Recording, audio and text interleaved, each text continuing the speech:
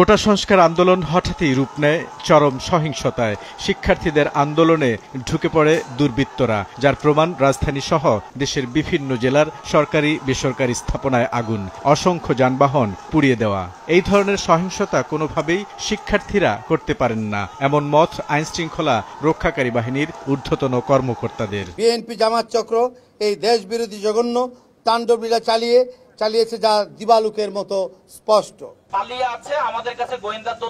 Curfew জারির পর ঢাকা থেকে পালিয়ে আশপাশের এলাকাসহ বিভিন্ন স্থানে আত্মগোপনে চলে গেছে সহিংসতাকারীরা, এমন তথ্য পাওয়ার কথা বলছে গোয়েন্দারা। কেরানীগঞ্জের হাসনাবাদ এলাকায় শিবিরের একটি আস্তানায় অভিযান চালিয়ে ৫ জনকে গ্রেফতার করেছে পুলিশ। তাদের মধ্যে রয়েছেন ঢাকা জেলা দক্ষিণের ইসলামী ছাত্র শিবিরের বিজ্ঞান ও পাঠচক্র বিষয়ক সম্পাদক আব্দুল কাদের জিলানী, মানব সম্পদ উন্নয়ন বিষয়ক সম্পাদক নাজমুল হোসেন। বাকিরাও রয়েছেন সংগঠনের বিভিন্ন পদে। পুলিশ বলছে, দীর্ঘদিন ধরে এই আস্তানাটি শিবিরের ঢাকা জেলা দক্ষিণের প্রশিক্ষণ কেন্দ্র হিসেবে ব্যবহার হতো। উদ্ধার করা হয়েছে শিবিরের বিভিন্ন লিফলেট ও পুস্তিকা। গ্রেফতারকৃতদের কাছ থেকে জব্দ করা মোবাইল ও বিভিন্ন ইলেকট্রনিক ডিভাইসে তথ্য প্রমাণ অনুযায়ী কোটা সংস্কার আন্দোলনে ভর করে সারা দেশে সহিংসতা ছড়িয়ে দেওয়ার পরিকল্পনা ছিল শিবিরের। স্বপ্নচারী, কাশফুল, বাঁশের কেল্লা সহ বেশ কয়েকটি টেলিগ্রাম গ্রুপে এসব প্রমাণ পেয়েছে পুলিশ। স্বপ্নচারী গ্রুপে ঢাকা জেলা দক্ষিণের ইসলামী ছাত্র শিবিরের সাধারণ সম্পাদক মাহবুবুর রহমান সিয়াম তার একটি বার্তায় লিখেছেন, দোহার নবাবগঞ্জ, কেরানীগঞ্জ সকল শাখা এখন থেকেই প্রস্তুত থাকুন। বৃহত্তর কর্মসূচি আসতে যাচ্ছে। ডাক আসার সাথে সাথে সকল জনশক্তি সহ আমজনতাকে সঙ্গে নিয়ে ময়দানে জালিম শাহীর বিরুদ্ধে ঝাঁপিয়ে পড়তে হবে। ইতিমধ্যেই কেন্দ্র গ্রিন সিগন্যাল দিয়ে দিয়েছে, সকলেই প্রস্তুতি গ্রহণ করুন।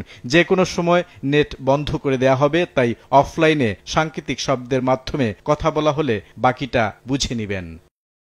টেলিগ্রামের কাশফুল গ্রুপে সিয়ামের দিক নির্দেশনা, আপনি আপনার থানার সভাপতি ও সেক্রেটারির সঙ্গে যোগাযোগ রাখুন। একই গ্রুপে আরেকজন লিখেছেন, ভাই ককটেল প্রয়োজন পুলিশকে প্রতিহত করার জন্য। শিক্ষার্থীদের হাতে বাটুল আর গুলতি তুলে দেওয়ার আহ্বান সিয়ামের। কিভাবে বাটুল দিয়ে আক্রমণ করা যায় সেই কৌশলও শিখিয়ে দেয়া হয়েছে। আন্দোলনকে উস্কে দেওয়ার মতো অসংখ্য অডিও বার্তা এসেছে পুলিশের হাতে। একটি অডিও বার্তায় প্রবেশ মুখ বন্ধ করে ঢাকা অচল করার নির্দেশনা রয়েছে। প্রিয় ভাইরা, আপনারা কেরানীগঞ্জ নবাবগঞ্জে যাদের সক্ষমতা আছে আসতে পারবেন। আপনারা কেরানীগঞ্জ হাসনাবাদ এইচআর কেন্দ্রিক থাকবেন দুপুর ৩টার আগে। আমরা ৩টার পরে ওদিকে মুভ করবো আর কি। আমরা ধুলাইখাল থেকে পুরো দক্ষিণ অঞ্চলের যে বিশ্ব রোডটা আছে এটা বিচ্ছিন্ন করে দেবো আর কি, আমরা কয়েকটা শাখা মিলে। এটা হবে হচ্ছে ৩টার পরবর্তী সময় থেকে রাত পর্যন্ত। তবে এই তথ্যটা আপনারা দায়িত্বশীল যারা আছেন, থানা সভাপতি, সেক্রেটারি এবং থানা দায়িত্বশীল ছাড়া অন্য কাউকে জানাবেন না। স্পোর্টের কথাটা অফলাইনে বলে দিবেন। অফলাইন বলতে মোবাইলে না, সরাসরি আর কি মুখে বলে দিবেন। অফলাইনে কথাগুলো খুব সাংকেতিক ভাবে বলবেন। ৩টার পরবর্তী সময়তে ওইদিকে মুভ করবে আর কি, সব শাখা একসাথে আসবে। এখন ছাত্ররা আছে, সাধারণ ছাত্ররা ছড়ানো আছে। তবে আমাদের মূল আন্দোলনটা হবে ৩টার পরবর্তী থেকে শুরু করে রাত পর্যন্ত। রাত্রে আপনারা অবগত আছেন, গতকাল ভাইরা করছে, এগুলো বলার দরকার নাই। বাইরে যাত্রাবাড়ি এলাকা, শনি রাকড়া এলাকা দেখছেন রাত ১২টা, সাড়ে ১২, ১টা পর্যন্ত ভাইরা অবস্থান নিয়েছিল। জগন্নাথ বিশ্ববিদ্যালয় শাখার সঙ্গে সমন্বয় করে বড় একটি আন্দোলন করার পরিকল্পনাও ছিল তাদের।